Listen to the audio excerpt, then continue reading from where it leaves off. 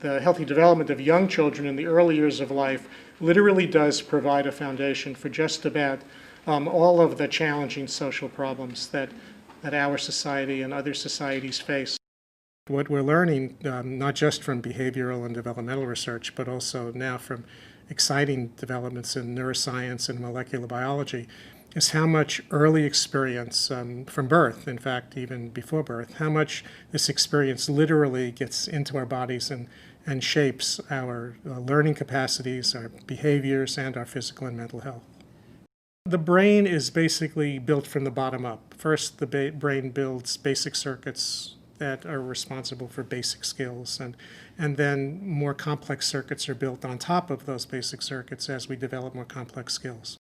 Biologically, the brain is prepared to be shaped by experience. It's expecting the experiences that a young child has to literally influence the formation of its circuitry. It's built into our biology.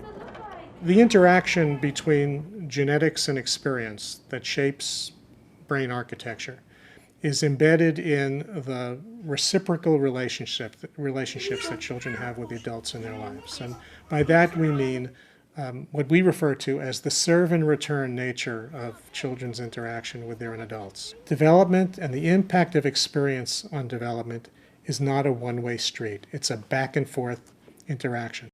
The brain is a highly integrated organ which has multiple sections that specialize in different kind of processes. So we have parts of the brain that are involved more in cognitive function and other parts that are involved in processing of emotion and parts involved in seeing and hearing.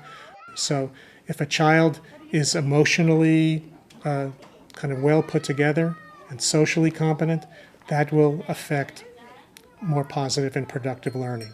And if a child is preoccupied with fears or anxiety or is dealing with considerable stress, no matter how intellectually gifted that child might be, his or her learning is going to be impaired by that kind of emotional interference. So when we talk about healthy development in the early years, and particularly when we talk about preparing children to succeed in school, we cannot separate cognitive development from social and emotional development. You can't have one without the other. All development builds on what comes before. So when children experience stable, nurturing relationships, it fosters the development of healthy circuitry. And when children experience uncertainty or instability or abusive or neglectful relationships, it literally disrupts the circuitry and the brain's architecture as it's being built. Over time, this has a wear and tear effect. And the more stress you have, the more causes of stress, and the longer your stress response, the more likely you are to have a whole range of problems later on. It can affect the immune system, it can affect the cardiovascular system, and this is why excessive, prolonged stress early in life is associated with a higher prevalence later, not only of learning problems and behavior difficulties, but also physical and mental health problems.